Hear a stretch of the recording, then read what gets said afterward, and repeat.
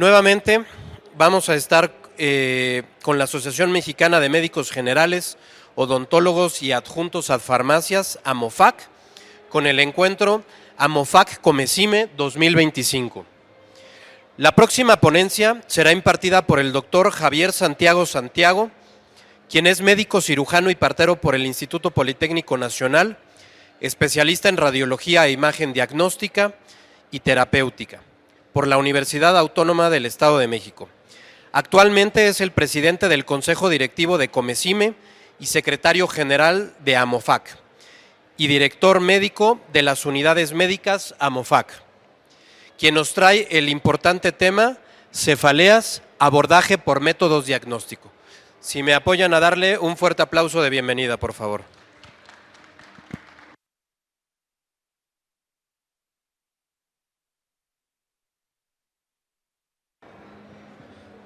Hola, ¿qué tal? Buenas tardes. Muchísimas gracias por la presentación. Vamos a hablar acerca de cefaleas, solo que en esta ocasión vamos a darle un enfoque diferente. Si bien es cierto, para el médico de primer contacto, lo más importante es la clínica, las manifestaciones que éste pueda tener cuando acuden con ustedes cualquier paciente refiriendo, pues, en este caso, una cefalea. Entonces, en este caso, vamos a hablar acerca de los métodos diagnósticos que podemos emplear o ustedes como médicos de primer contacto pueden emplear para poder llegar a un posible diagnóstico y en caso, si fuera necesario, derivarlo a especialidad.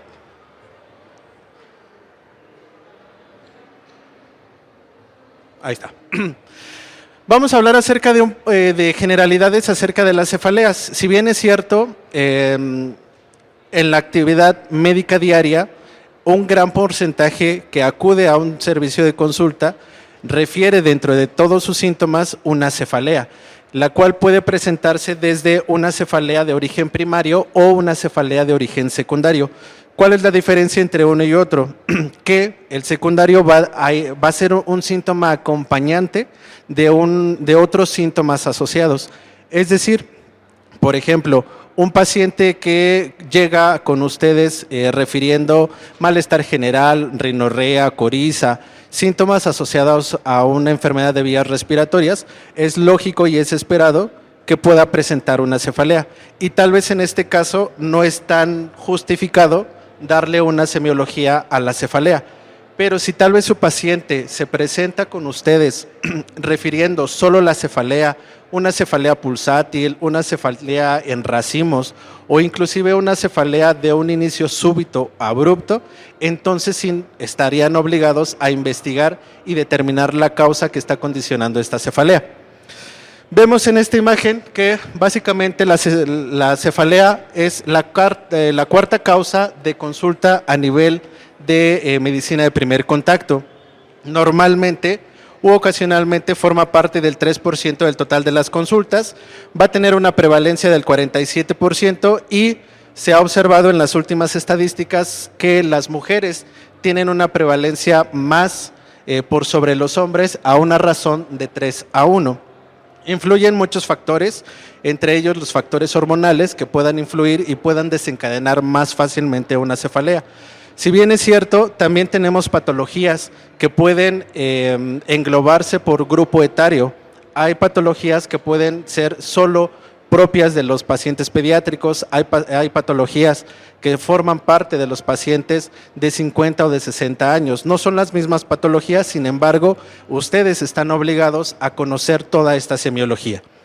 Y como les había mencionado, vemos abajo los dos tipos de cefaleas, primarias y secundarias. Las primarias son aquellas en las cuales puede ser el único síntoma o el síntoma más preponderante, mientras que las secundarias pues se van a acompañar de algunos otros síntomas y en cuyo caso la cefalea solo forma parte de los síntomas, pero no representa como el dato de alarma en este caso.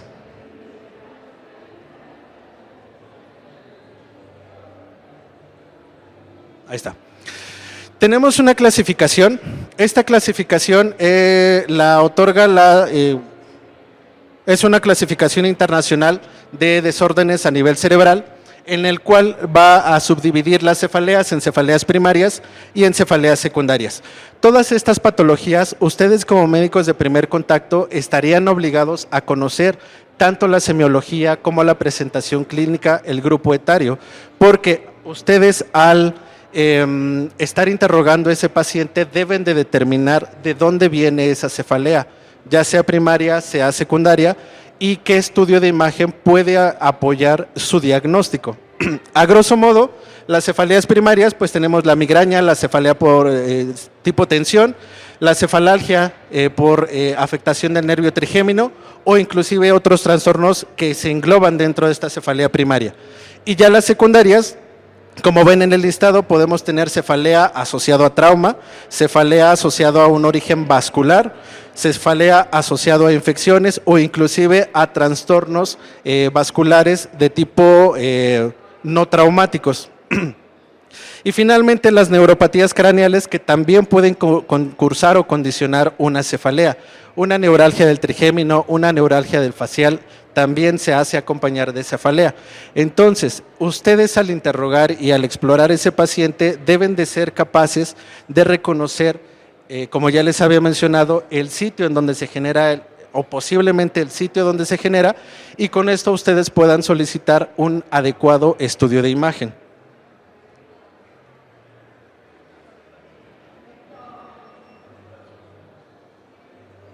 Gracias. Ok. En cuanto a la semiología, vamos a irnos un poquito rápido. En cuanto a la semiología, vamos a investigar tanto el patrón, el fenotipo, la farmacología. Esto va encaminado a las características de esta cefalea, es decir, hace cuánto que inició, los factores exacerbantes, los factores atenuantes, si el paciente ha estado bajo algún tratamiento farmacológico, inclusive puede pasar que ciertos fármacos puedan condicionar una cefalea como efecto secundario, y eso es importante que ustedes también lo sepan. Creo que lo saben, el metamizol, que es uno de los fármacos que más se ha empleado para cualquier tipo de analgesia, en ocasiones puede generar cefalalgia como efecto secundario. Entonces, si ustedes esto lo conocen, interrogando al paciente, es más fácil determinar qué está condicionando la cefalea. Y obviamente conocer las características del paciente, la edad y el estado general. No es lo mismo un paciente pediátrico que cursa con una cefalea, que es muy probable que pueda tener una lesión tumoral, por poner un ejemplo, a un paciente de 50, 60 años, paciente hipertenso, paciente diabético, que en su momento posiblemente la cefalea puede ser condicionada por un origen vascular, tal vez una ruptura neurismática, tal vez un evento vascular cerebral de tipo isquémico o de tipo hemorrágico, y eso cambia completamente el contexto, inclusive el estudio que ustedes puedan solicitarle. El retorno a las funciones basales y las características que le condiciona esta cefalea, las alteraciones físicas, neurológicas o psicosociales que el mismo síntoma le pueda condicionar al paciente. Y finalmente los precipitantes o los provocadores, que es lo que ya les había mencionado. En ocasiones ciertas cefaleas pueden estar asociadas al inicio de alguna actividad física, por ejemplo. En ocasiones ciertos alimentos también pueden condicionar la aparición de una cefalea. Entonces, todas esta semiología de la cefalea, ustedes deben de conocerlo y deben de preguntárselo al paciente. A veces pasa que por el número de cantidad de consulta que puedan tener, se nos pasan muchísimas cosas, pero si ustedes tienen tal vez un orden en el momento de estar haciendo esa semiología, ya sea del dolor, hablemos en un contexto general, o en este caso de cefalea, es muy poco probable que se les pase algún dato. Entonces, sí es importante que recuerden todo pues lo que en su momento todos vimos en la carrera en propedéutica, porque es lo que debemos de aplicar, y eso nos va a dar la pauta para poder solicitar algún estudio de imagen. Entonces, dentro de los más comunes tenemos cefalea tensional, migraña, cefalea en racimos, y esto, pues invariablemente, el paciente como motivo de consulta acude por esa cefalea, pero también acude con ustedes para que le den algún medicamento y se pueda remitir esa cefalea. Pero si nosotros, o bueno, ustedes en el consultorio, inclusive también en urgencias, detectan alguna bandera roja dentro de estas cefaleas, pues obviamente el contexto cambia completamente. No es lo mismo que un paciente diabético hipertenso con un probable EBC hemorrágico solo acuda por cefalea y que ustedes prescriban solo un analgésico y lo manden a su casa, cuando tal vez el paciente requiera un estudio de imagen. Es entonces que tenemos escenarios de riesgo, aquellos pacientes en los cuales tienen algún inicio súbito, algún déficit neurológico, alguna focalización de esa misma cefalea, que el paciente esté inmunocomprometido, que el paciente curse con una edad avanzada, pues básicamente son banderas rojas que a ustedes como médicos les hace pensar que tal vez sea una causa física, una causa orgánica o una causa estructural lo que está condicionando la cefalea.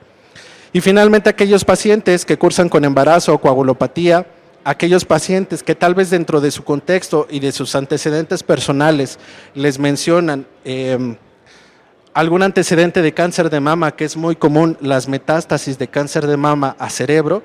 Entonces, si ustedes preguntan eso y que la paciente les comente, ¿sabe qué, doctor? Hace 3 meses que inicié con un dolor de cabeza o una cefalea y tienen ese contexto de antecedente de cáncer de mama, pues no lo podemos dejar ir. Es necesario solicitar un estudio de imagen para poder determinar que exista o no una metástasis de ese cáncer de mama.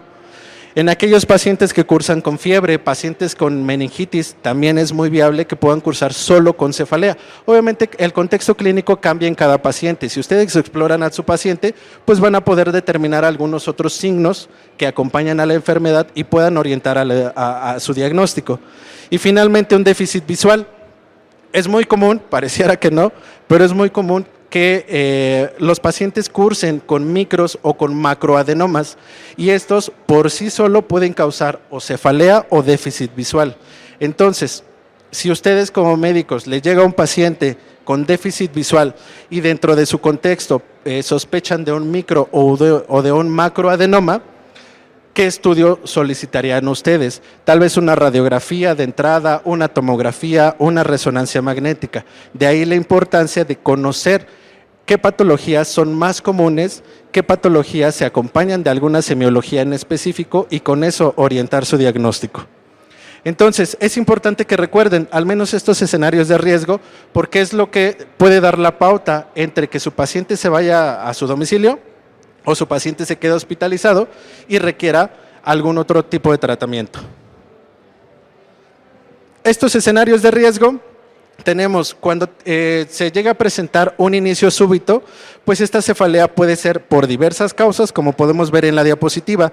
Puede ser de un origen vascular, puede ser asociado a una hemorragia subaracnoidea. ¿Y qué estudio podemos nosotros solicitar? Ya sea de entrada, una tomografía. En ocasiones pueden tener la duda si ustedes solicitan una tomografía simple o una tomografía contrastada. La recomendación aquí y los lineamientos es solicitar una tomografía simple. ¿Por qué? Más adelante los mencionaré, pero si estamos en el contexto de un paciente con una hemorragia subaracnoidea y ustedes le solicitan una tomografía contrastada, puede ser contraproducente. No le genera mayor daño, más que el daño ya a nivel cerebral que pueda tener la hemorragia subaracnoidea, pero sí puede ser contraproducente por el uso de medio de contraste. Entonces, es muy fácil en el contexto de imagen reconocer una hemorragia subaracnoidea. De ahí la importancia que al menos el primer estudio que ustedes puedan solicitar sea una tomografía simple. Si en la tomografía simple no se evidencia nada, alguna cuestión estructural, alguna tumoración, alguna hemorragia subaracnoidea, dependiendo de tal vez ustedes inicien un tratamiento y que no tenga mejoría el paciente, entonces sí puedan solicitar o una tomografía contrastada, un angiotomo, o en su defecto una resonancia magnética. Y también en su momento la resonancia magnética, al igual que la tomografía, se puede solicitar ya sea simple o contrastada. Lo ideal, si es que dentro de su contexto piensan en alguna tumoración, en algún proceso infeccioso, en este contexto que requieran visualizar mejor las estructuras, lo ideal es que soliciten una resonancia con medio de contraste, ¿sale? Pero esto ahorita lo vamos a ver. En el caso de aquellos pacientes que tengan un déficit neurológico o un estado mental alterado, igual existen muchísimas otras causas, Aquellos pacientes que puedan cursar con una neoplasia, con trauma, con infección, algún trastorno tóxico metabólico.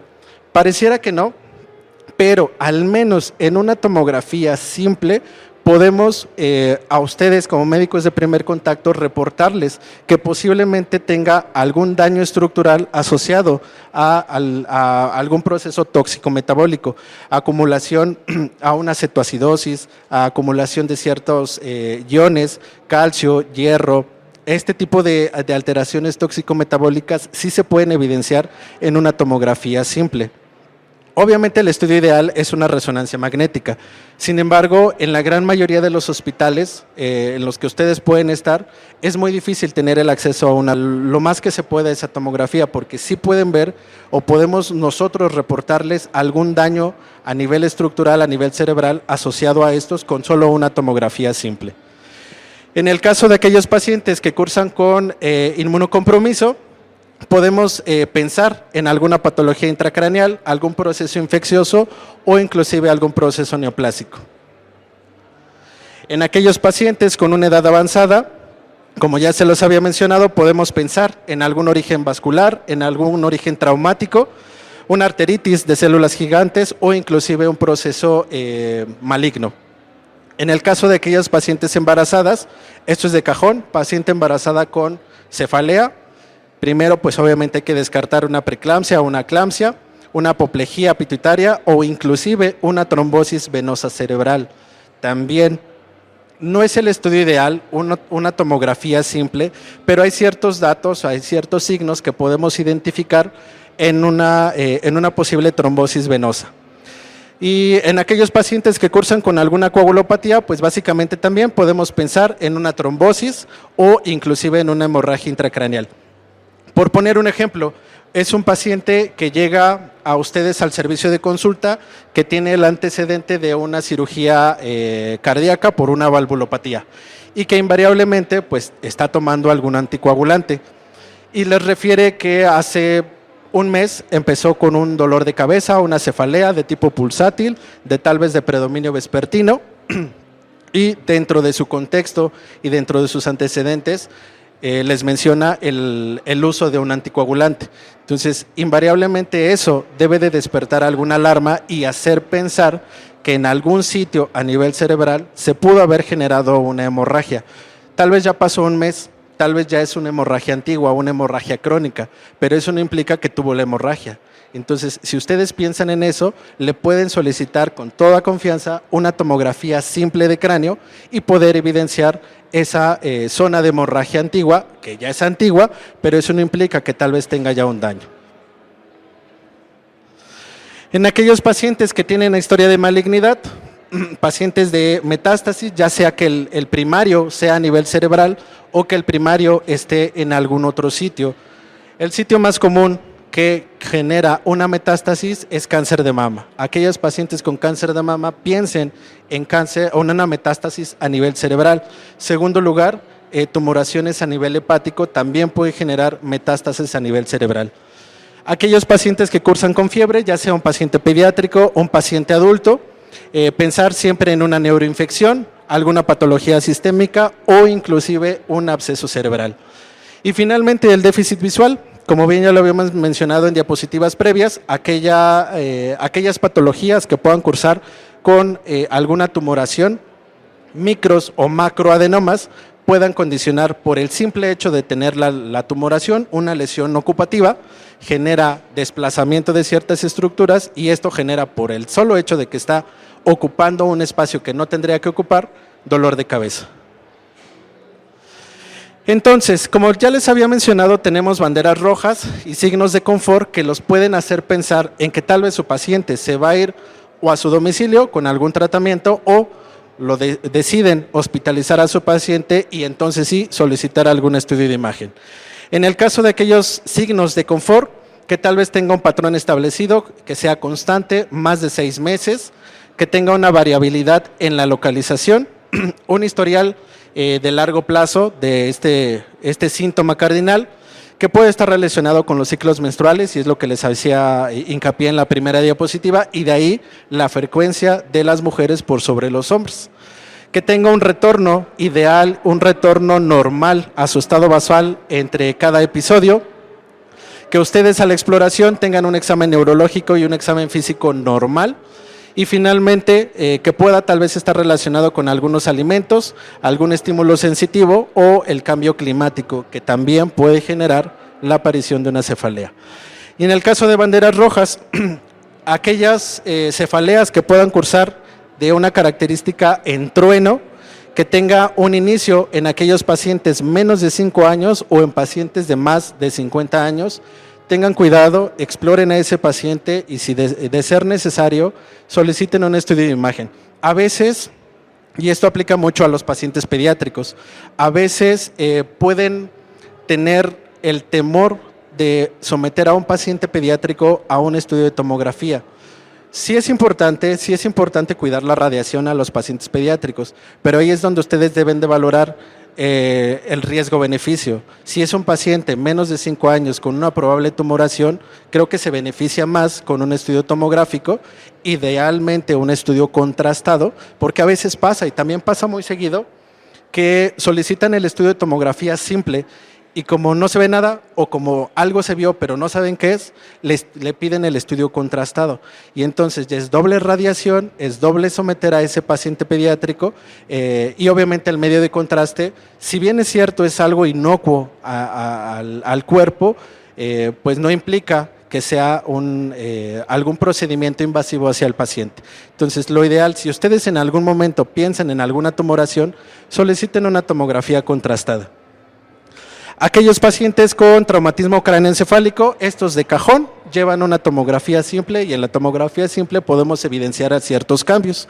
Pacientes con fiebre, pacientes con pérdida de peso, pacientes inmunocomprometidos, es importante solicitar algún estudio de imagen y pues al menos pacientes embarazadas, todos sabemos la complejidad que implica manejar pacientes embarazadas, no es como solo revisarla y mandarla a su casa, deben de darle un seguimiento y si esa paciente se tiene que quedar hospitalizada, ni modo, se tiene que quedar hospitalizada y tienen que solicitarle los estudios que sean pertinentes, ya sea desde una tomografía contrastada, una resonancia, un ultrasonido, el ultrasonido obstétrico de cajón, pero hay que tener cuidado con las embarazadas. Entonces, este es el mismo cuadro que les presenté en diapositivas previas. Los más comunes, las patologías más comunes en las cuales se pueden ustedes enfrentar, la cefalea tensional, la migraña y la cefalea en racimos, que si bien implica una alteración en la vida diaria del paciente, pues no por esto podemos dejarlos a un lado. Pero pues obviamente si comparamos a un paciente con una migraña, a un paciente con un déficit neurológico, con algún signo de focalidad, pues ¿a quién le vamos a dar prioridad? Al paciente con focalidad, al paciente que tiene una cefalea que nos hace pensar que tenga algo más. Entonces, ¿qué estudio de imagen vamos a solicitar? Normalmente para todo existen criterios. Entonces, las cefaleas, así como los estudios que podemos solicitar, también van a tener sus criterios. Aquellos pacientes que cursen con una clínica atípica por una cefalea primaria, de cajón, un estudio de imagen. Aquellos pacientes con una cefalea primaria, que tenga los criterios de alarma, que ya los mencionamos en las diapositivas previas, que tenga una exploración neurológica normal, que tal vez tenga una hemiparesia, una hemiplegia, que tenga desviación de la comisura labial, que tenga algo que pueda a ustedes hacerles pensar que algo está pasando a nivel cerebral, es importante solicitarle el estudio de imagen. Y finalmente, cefaleas que no ceden al tratamiento. Puede ser que ustedes se aventuren a darles un tratamiento y pasado un tiempo, tal vez 15 días, tal vez un mes, no mejoran esas sintomatologías, entonces sí soliciten algún estudio de imagen. Entonces, ¿con qué estudio podemos empezar? Al menos una radiografía simple de cráneo. Ideal, y esto como recomendación, si en algún momento ustedes solicitan radiografía de cráneo, que sea radiografía en AP y en lateral. Alguna regla, al menos en imágenes, que si nosotros encontramos alguna imagen en una proyección, se debe de corroborar en una segunda proyección. Entonces, si tal vez ustedes solo solicitan una radiografía en AP, y si nosotros podemos evidenciar algo anormal, no sabremos si es algo anormal, algo patológico, hasta corroborarlo en una radiografía lateral. Inclusive, a veces, si solicitan un reporte de la misma radiografía, se les hace el comentario. Por poner un ejemplo, se evidencia alguna estructura diferente a nivel de corteza, a nivel parietal, se sugiere complementar con una proyección adicional. Entonces, para no tardarnos tanto con estos tipos de pacientes, siempre, al menos la recomendación que yo les puedo dar es soliciten una radiografía en AP y en lateral. Y entonces, normalmente este tipo de radiografías pueden ser útiles en aquellos pacientes que cursan con alguna sinusitis, algún proceso de los senos paranasales o en alguna alteración en la morfología del cráneo. Ustedes, al revisar al paciente, al explorar al paciente, al valorar en este caso senos paranasales, puedan sospechar en alguna patología sinusal, entonces puedan solicitar este tipo de radiografías. Si tal vez sospechan de algún tumor, algún evento vascular cerebral, realmente pues no se beneficiaría con un estudio radiográfico. Es entonces que la mayor utilidad de una radiografía de cráneo es al menos para valorar senos paranasales. Y entonces aquí podemos ver dos imágenes de radiografía de cráneo en proyección anteroposterior, pero también son proyecciones especiales. La primera es una proyección de Cadwell y la segunda es una proyección de Waters. Inclusive, cuando ustedes soliciten el estudio, lo ideal es que, si quieren ver senos paranasales, los soliciten tal cual. Radiografía de senos paranasales, proyección de Waters, proyección de Cadwell, inclusive hasta una proyección lateral. ¿Por qué? En la proyección de Cadwell vamos a valorar los senos frontales, idealmente los senos frontales y los senos maxilares. No sirve el señalador, pero senos frontales y senos maxilares. Y en la proyección de Waters básicamente nos va a servir para evaluar los senos maxilares. Y es entonces que nosotros podemos evidenciar algún nivel. Si se dan cuenta o si han tenido oportunidad de ver radiografías, el seno maxilar va a tener una densidad, pero esa densidad puede cambiar. Y entonces, si tal vez ustedes solicitan por una sospecha de una sinusitis y les muestran estas radiografías y tal vez con un reporte, con toda seguridad pueden hacer el diagnóstico y esta sinusitis es causa y consecuencia de una cefalea. En ocasiones también una proyección lateral puede determinar o puede evidenciar algún proceso sinusal a nivel esfenoidal. Y a veces en este tipo de proyecciones no se puede valorar el esfenoides. Entonces, eso también puede condicionar cefalea y a veces puede ser una cefalea abrupta, a veces puede ser una cefalea que condiciona alteraciones en la calidad de vida del paciente. Y realmente el paciente solo se benefició con el uso de una radiografía. Entonces, solo si sospechan de alguna alteración estructural, alguna patología de senos paranasales, con toda confianza soliciten esa radiografía. Si es otra causa, es muy difícil que en una radiografía se pueda evidenciar y entonces es cuando entran los demás métodos diagnósticos. En esta otra radiografía es una proyección de Cadwell en la cual los senos paranasales, si se alcanza a ver hasta allá, los senos paranasales se ven bien, pero en este caso se trata de una fractura a nivel del piso de la órbita izquierda. En el contexto, pues es un paciente de 25 años, el cual sufrió un traumatismo craneoencefálico a nivel, iba en su motocicleta, tuvo un accidente y en este caso, pues tuvo una fractura a nivel del piso de la órbita izquierda. Y eso, pues invariablemente también genera cefalea y eso solo, al menos con este estudio de radiografía, se pudo haber demostrado. Entonces, ¿en qué casos vamos a solicitar tomografías o en qué casos resonancia magnética? Las tomografías, todo paciente que cursa con una cefalea secundaria puede ser candidato a realizarse esa tomografía. Y como ya les había mencionado en diapositivas previas, lo ideal es solicitar una tomografía simple de cráneo. ¿Por qué? Volvemos a la misma situación. A menos de que ustedes estén seguros de que se trate realmente de alguna patología ocupativa, de alguna patología tumoral, con toda confianza puedan solicitar esa tomografía contrastada. Pero a veces puede pasar que no tengamos bien definido el diagnóstico y entonces podamos solicitar una tomografía simple. Si en la tomografía simple se reporta alguna probable lesión, se reporta alguna probable colección, algo ocupativo a nivel cerebral, inclusive el mismo radiólogo les puede hacer el comentario. Se puede sugerir una tomografía contrastada o una resonancia magnética contrastada, solo en esos casos, pero lo ideal es que ustedes soliciten una tomografía simple. ¿Y en qué casos vamos a solicitar o pueden ustedes solicitar una resonancia magnética? Cuando por tomografía se puede evidenciar tal vez algún tumor, alguna hemorragia o en este caso alguna hidrocefalia que pueda condicionar un efecto compresivo y eso genera cefalea. Alguna alta sospecha de una cefalea secundaria, pacientes que cursan con vasculitis, con gliomas, con alguna alteración a nivel meningio o que la tomografía tenga un resultado normal. Y esto aplica porque ustedes ya solicitaron la tomografía. En la tomografía el reporte dice que todo bien, no hay lesiones intra ni extraaxiales y todo normal. Ustedes dan un tratamiento. No tiene recuperación al estado basal ese paciente de esa cefalea, continúa o inclusive se exacerban los síntomas, es candidato a una resonancia magnética. Ya no tal vez hagan que gaste el paciente o gasten el espacio de una segunda tomografía si en la primera tomografía no se evidenció nada. Esa magnética puedan solicitarla con toda confianza porque ya tienen un estudio previo de una tomografía normal.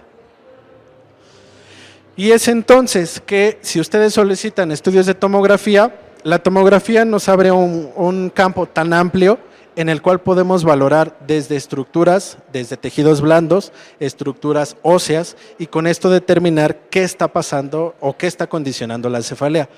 En este caso son dos tomografías, la primera es una en corte axial, y la segunda es una reconstrucción coronal con un enfoque hacia senos paranasales.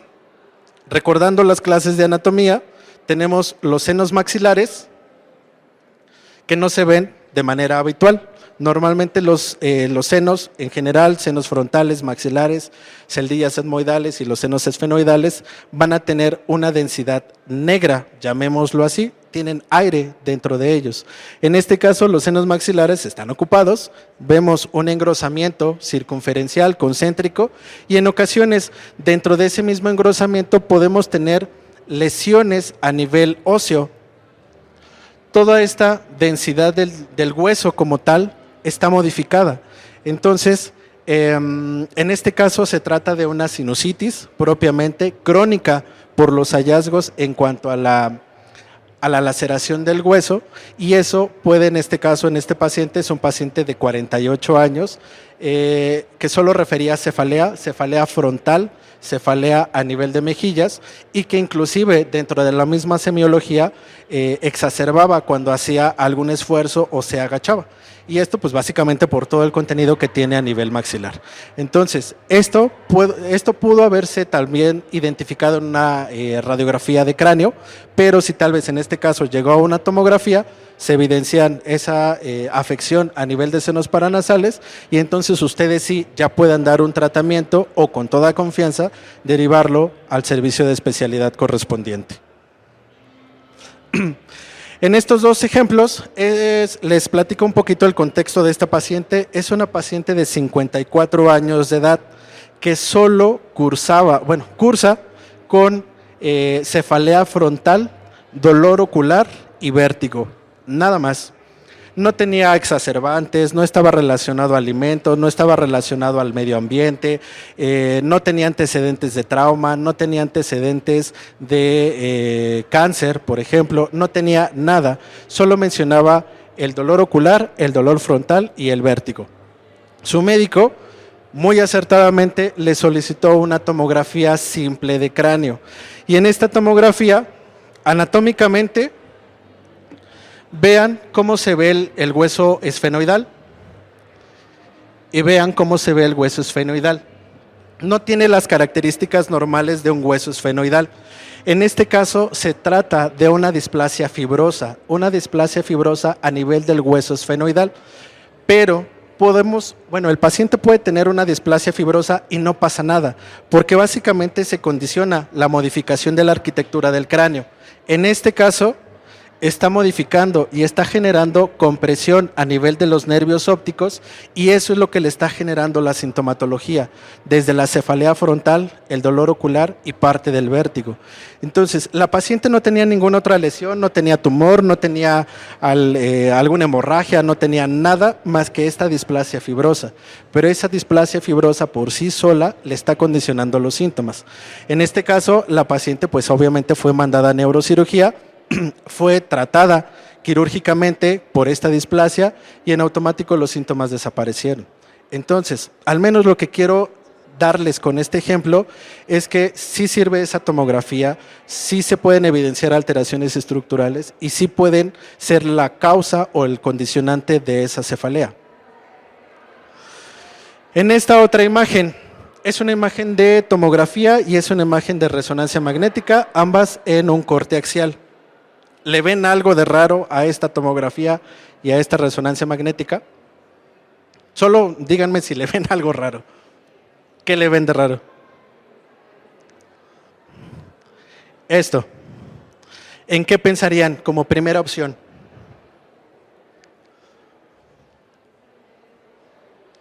Ok, una hemorragia. ¿Alguien más?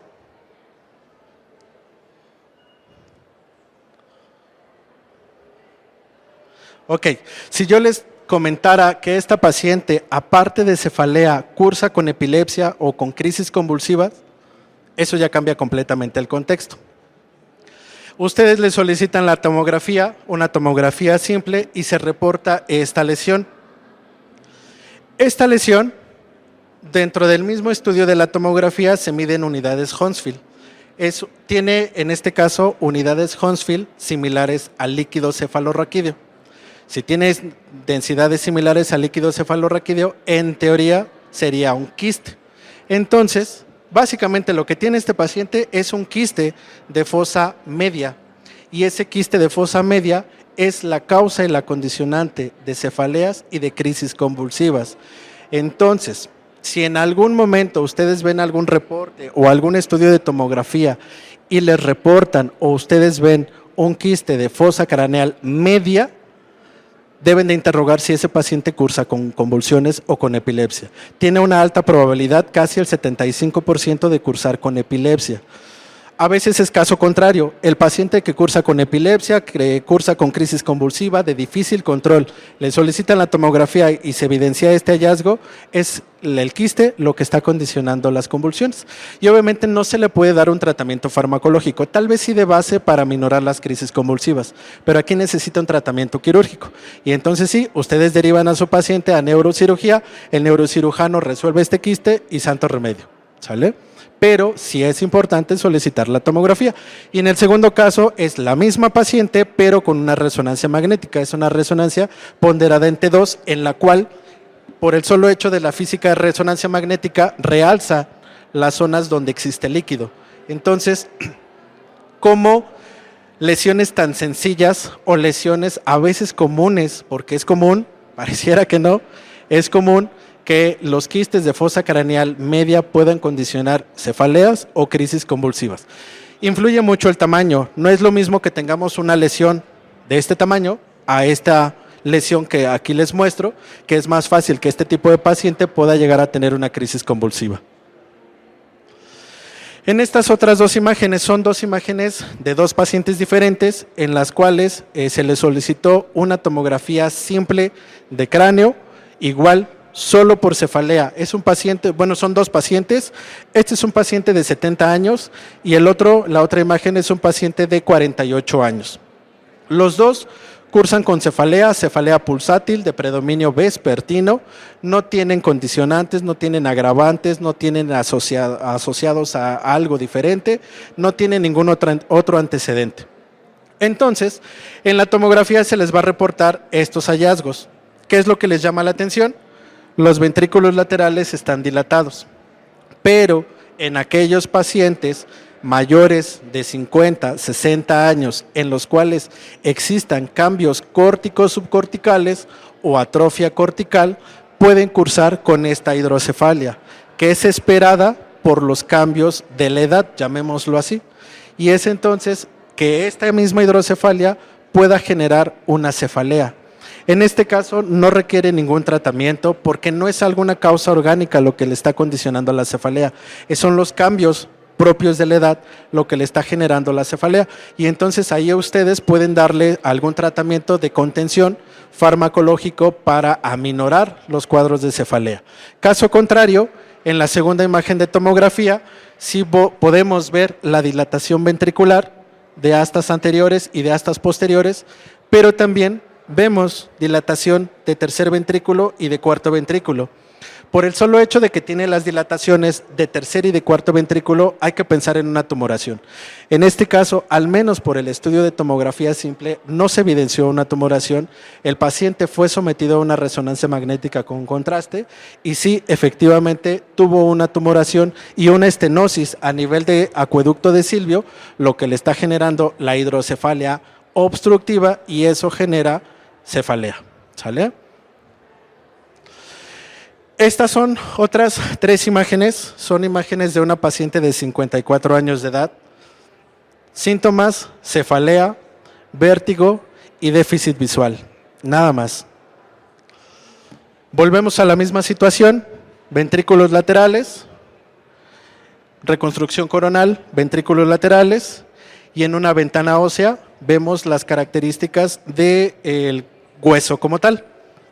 ¿Ustedes recuerdan en sus clases de propedéutica el signo de sal y pimienta? ¿A qué se refiere el signo de sal y pimienta? Alteraciones a nivel de corteza, a nivel de la cortical, en este caso de cráneo, el cual se caracteriza por infiltrados o zonas hipodensas distribuidas de una forma difusa. Normalmente el signo de sal y pimienta erróneamente está asociado a mieloma múltiple, pero no. El mieloma múltiple da otro tipo de características. Entonces, si en su momento tienen la idea de que un patrón en sal y pimienta se asocia a mieloma múltiple, realmente no. En este caso, sí tiene un patrón en sal y pimienta por metástasis a nivel ventricular. Si se dan cuenta, este sí está dilatado y este está más pequeño. Lo podemos corroborar en el corte axial, más grande y más pequeño. Y al menos en esta zona, porque fue un estudio simple, el cual se le solicitó al paciente, se sospechó como primera opción un ependimoma. La paciente de 54 años no tenía antecedentes, no tenía nada, se le sugirió un estudio contrastado.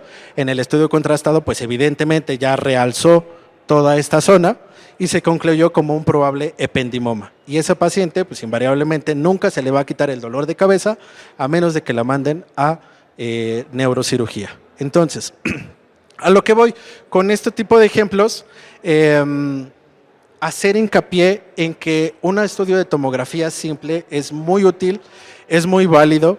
Si ustedes en ocasiones en su práctica médica tienen duda de solicitar o no una tomografía, solicítenla. No se preocupe, o sea, sí hay que preocuparnos por la radiación, porque invariablemente son estudios de radiación. La tomografía, la resonancia magnética no emite radiación, pero es más costosa. Entonces, si a ustedes tal vez les preocupa la radiación, tal vez un paciente pediátrico, tal vez un paciente adulto, arriésguense, porque de verdad, al menos en el caso de esta paciente, es una paciente que ya había pasado por varios médicos y los médicos le decían que era una cefalea tipo migraña. Le daban medicamento, no mejoraba con el medicamento, al contrario, los síntomas iban exacerbándose. ¿Y por qué? Pues obviamente por la hidrocefalia que está generando ese patrón obstructivo. Entonces, si tienen la oportunidad, arriésguense con ese tipo de pacientes, soliciten la tomografía. Si hay opción, soliciten la resonancia magnética. Les es mejor el beneficio que les brindan a sus pacientes que el riesgo de tal vez no identificar, en el caso pasado, una tumoración. En estas otras 2 imágenes, contexto de trauma. Son 2 pacientes diferentes en contexto de trauma. ¿Qué les llama la atención? ¿Algo que les llame la atención? Bueno, estas zonas hiperdensas a nivel frontal y a nivel parietal, y todas estas zonas hiperdensas, que están a nivel de fosa craneal media. Y esto pues básicamente representa hemorragia subaracnoidea. El paciente en el contexto de trauma tiene una hemorragia subaracnoidea, en el caso de la primera imagen un hematoma subgaleal, y eso pues invariablemente va a generar déficit neurológico. En estas otras imágenes, esto fue algo muy interesante, es un paciente de 48 años, acude al servicio de urgencias por solo vértigo, no tenía cefalea. Lo ingresan porque fue 2 veces, le dijeron que era un vértigo, le dieron tratamiento, no mejoró. A la tercera ocasión ingresa por el mismo vértigo, pero se le agrega cefalea. ¿Qué es lo que pasó? Si se alcanza a ver allá un poquito, una zona hiperdensa, bueno, en este caso resonancia magnética, una zona hiperintensa, una zona hipointensa, en la misma resonancia magnética, pero en la tomografía no se ve nada. En términos simples, el paciente tuvo un infarto lacunar, a nivel de cerebelo, a nivel del pedúnculo cerebeloso inferior. Y eso le generó la cefalea y le generó el vértigo.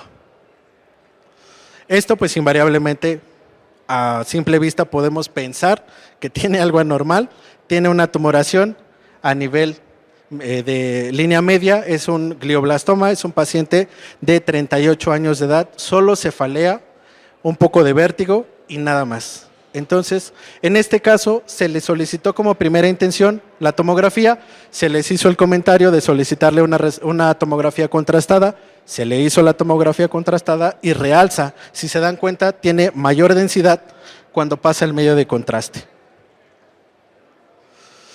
Y esto pues también. Es un paciente de 48 años de edad, igual, alteraciones en el campo visual, déficit visual y cefalea frontal. ¿Qué les llama la atención? Toda esta tumoración a nivel de silla turca. Y en el contexto de este paciente, pues se trata de un macroadenoma. Como les había dicho, pueden ser patologías 5 pacientes tienen o micro o macroadenoma y pueden o no tener síntoma. Entonces, si a una paciente les refiere cefalea con alguna alteración a nivel visual, presten la atención a silla turca, porque esto también es un macroadenoma, un gran adenoma, pero también los microadenomas pueden generar o pueden cursar con cefaleas. La angiografía, como ya les había mencionado, se puede solicitar cuando sospechamos de alguna alteración estructural o alguna disección arterial o alguna vasculitis. En este caso son 2 tomografías, la primera en un corte axial y la segunda en una reconstrucción coronal.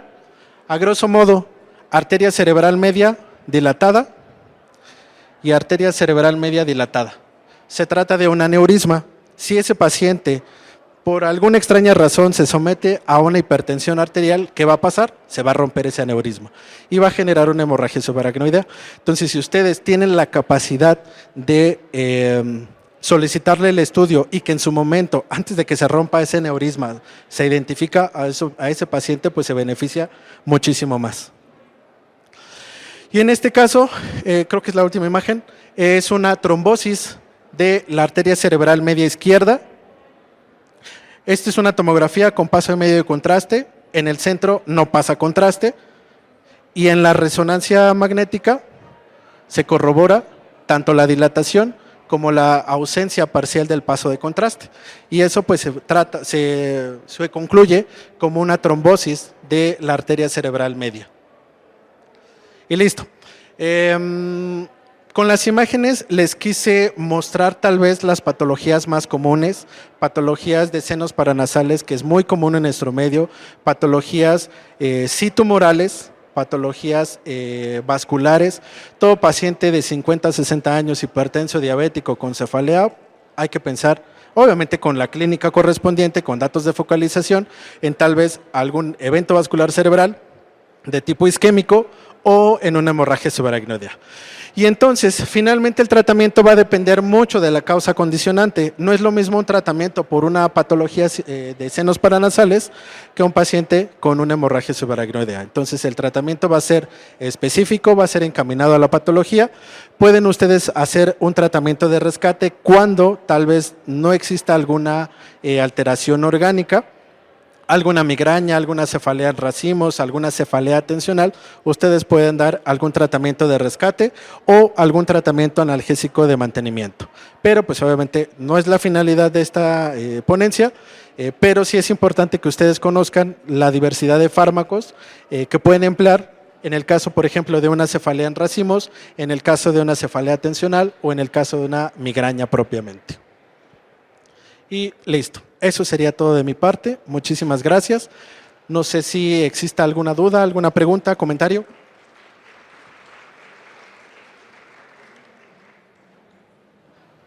Primero agradecerle su exposición muy completa, me gustó mucho. Doc, a mí en la consulta me llegan muchos pacientes con migraña espontánea, bueno, cefalea espontánea, perdón, claro. Lo que a mí a veces me desespera es de que ya no regresan. Me han llegado pacientes, mujeres que me dicen, me duele la cabeza después del coito, me duele la cabeza cuando estornudo, me duele la cabeza en alguna maniobra de Valsalva que nos refiere, ¿no? Y ¿qué hacemos con esos pacientes para que no se nos vayan? Bueno, sería como nos puede dar, bueno, me podría dar algún tip. Y a los que llego a atrapar, pues sí les mando a hacer los estudios. Y pues ya después de los seguimientos, pues a veces ya no los vuelvo a ver. ¿Qué podemos dar para las cefaleas espontáneas y poder atrapar al paciente y no se nos vaya? Ok. A veces es muy, como bien lo menciona, es muy difícil que el paciente, a veces que regrese con uno o que también se tome el estudio, porque influyen muchos factores. A veces el paciente económicamente no puede acceder al estudio y es comprensible, pero si el paciente pues no le importa y pues no se hace el estudio, a veces sí causa un poco de enojo, un poco de frustración, pero pues realmente ya no podríamos hacer nada. Tal vez nuestro actuar ideal sería identificar la causa como tal. Por ejemplo, en lo que me menciona de aquellos pacientes que tienen cefalea por los estornudos, por el coito, existe una patología, se llama encefalopatía hipertensiva aguda, no relacionada a una crisis hipertensiva, pero sí puede generar ya sea lesiones a nivel cerebral o incluso incremento de la vascularidad a nivel cerebral, y eso genera cefalea.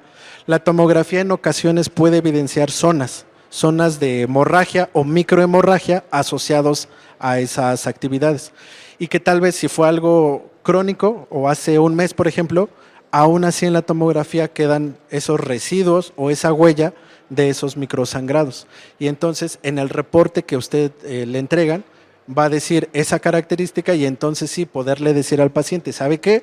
Tenga cuidado al estornudar, tenga cuidado al tener relaciones, tenga cuidado con esta actividad, porque cada vez que usted lo hace, se generan pequeñas microhemorragias, y en algún momento puede ser tan grande la hemorragia que genera una hemorragia subaracnoidea. Entonces, como tal, algún tip que yo le pueda dar de hacer conciencia en los pacientes es tal vez explicarles un poco lo que posiblemente pueda tener. También puede ser el caso que si sospechamos de una tumoración, pues tal vez no le podamos decir al paciente tiene un tumor cerebral. Pero si pensamos en algún aneurisma, si pensamos, o el solo hecho de que es diabético hipertenso, decirle, ¿sabe qué? Tenga cuidado, sí sería bueno que se hiciera el examen, porque en ocasiones pues se dilatan las arterias, y en algún momento pueden sangrar y puede ser perjudicial para usted. Tratar de hacer un poco de conciencia en el paciente con lo que sabemos, con lo que exploramos y con lo que interrogamos.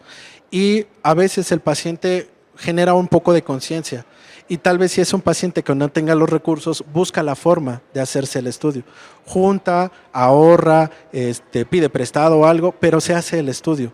Entonces tal vez sería el tip que yo le pueda dar de explicarles un poco qué está pasando con esa enfermedad o qué les está pasando, hacerles un poco de conciencia al paciente para que se pueda tomar el estudio. En medio particular, si acaso tal vez una tomografía de cráneo, por muy barato, 1,500, 2,000 pesos. Una resonancia magnética sí ya se va más caro, pero si tal vez ustedes les llega a un paciente con una tomografía, con un tumor, por ejemplo, pues ya no hagan gastar al paciente, mándenlo a especialidad, mándenlo a un hospital grande, a un instituto, y ya ahí le harán la resonancia magnética y pues tal vez no le genera tanto costo o de verdad ya no le genera ningún costo. Pero al menos ya diagnosticaron un tumor cerebral, y esa paciente, créame que con ella y con su familia y con sus vecinos, les va a decir, si el médico te dice, hazte ese estudio, háztelo porque algo está buscando. Y es más la confianza que puede generar con sus pacientes el explicarles qué está pasando con su enfermedad. Entonces, sería el tip que yo le pudiera dar. No, ¿de qué? ¿Alguien más? ¿Duda, pregunta? Ok, entonces muchísimas gracias. Espero que les haya servido un poquito esta pequeña información. No le tengan miedo a los estudios de tomografía. Solicítenlos cuando realmente sea necesario. Sí implica radiación, pero se benefician muchísimo más los pacientes que someterlo varias veces a una radiación, a una vez, y que en ese estudio se puede evidenciar algo estructural. Muchísimas gracias.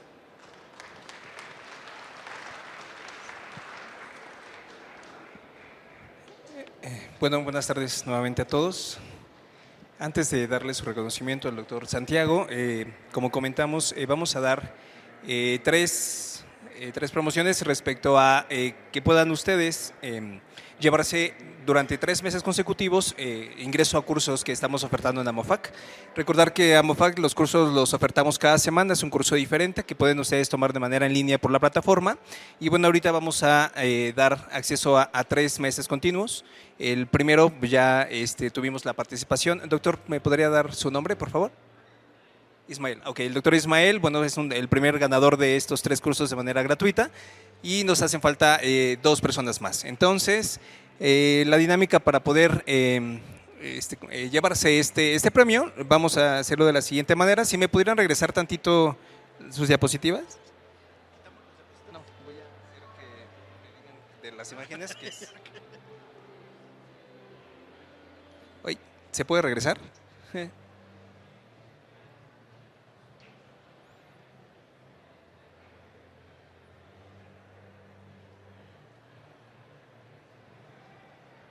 Ahí dije. Ok, en esta imagen, si alguien nos podría decir de qué se trataba lo que podemos observar en la imagen. Alguien que levante la mano por acá. Sí, por favor. Ahorita le pasen el micrófono, perdón. Había comentado que era una trombosis a nivel de la arteria cerebral media. Correcto, entonces ahorita tomamos sus datos, sería nuestro segundo ganador de esta promoción y para nuestro último ganador, si alguien nos puede decir qué observamos en esta imagen. Sí, la doctora, si nos apoya con el micrófono, perdón, la doctora ya.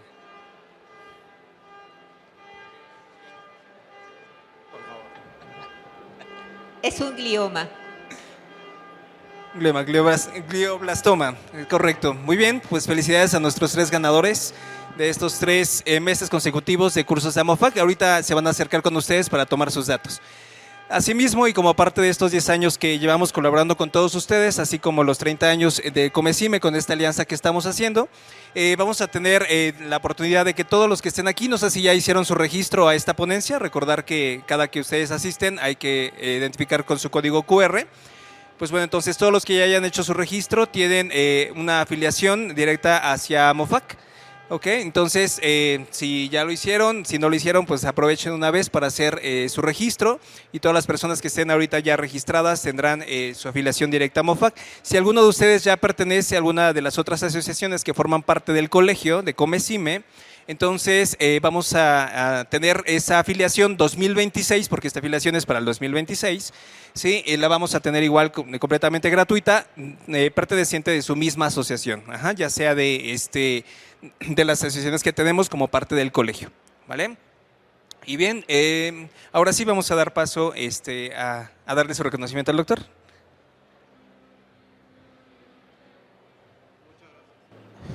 Muchas gracias. A nombre de Medical Expo, queremos dar el presente reconocimiento al doctor Javier Santiago por la participación con esta ponencia titulada Cefaleas, abordaje por métodos de imagen para el médico de primer contacto. Si me apoyan a darle un fuerte aplauso, por favor.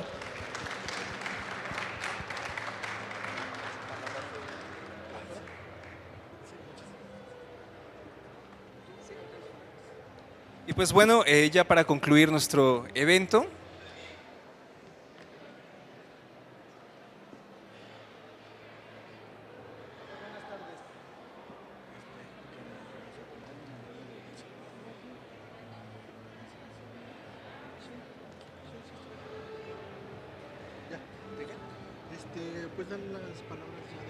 no llegó Sonia, ¿verdad? ¿Y sí. ¿Ya están aquí? Sí. Ah, ok, bueno, antes nada más ya de concluir, perdón, queremos agradecer la presencia de la maestra Sonia Alejandra García Beltrán, nuestra juez 35 de proceso oral civil de la Ciudad de México. Muchas gracias por su presencia y apoyo para el Comecime, así como también a la licenciada Cintia Torres, secretaria actuaria del Juzgado 35 de proceso oral civil de la Ciudad de México. Muchas gracias, licenciada. Pues bien, ahora sí, vamos a dar por concluido nuestro encuentro AMOFAC Comecime 2025. Y pues bueno, siendo las 16:07, damos por clausurado de manera oficial este encuentro AMOFAC Comecime 2025. Muchas gracias a todos por su asistencia. Muchísimas gracias, gracias por acompañarnos en estas sesiones. Ya por último, los últimos mensajes. Fuimos, como parte de la asociación y del colegio, fuimos acreedores a una nominación al premio empresarial. Entonces, si tuvieran oportunidad de acompañarnos a las 5 de la tarde, es en el auditorio del fondo. Vamos a recibir un reconocimiento y ojalá podamos obtener el premio, ¿sale?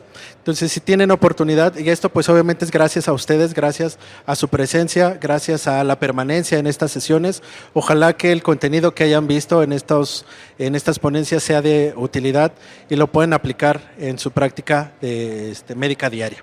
Y de igual forma, agradezco nuevamente a parte del Consejo Directivo del Colegio de Médicos Cirujanos Mexiquenses. Doctor Bulmaro, muchísimas gracias por su participación, por su presencia. Doctor Vilchis, perdón, no lo había visto. Doctor Vilchis, muchísimas gracias, gracias por su participación, por su presencia.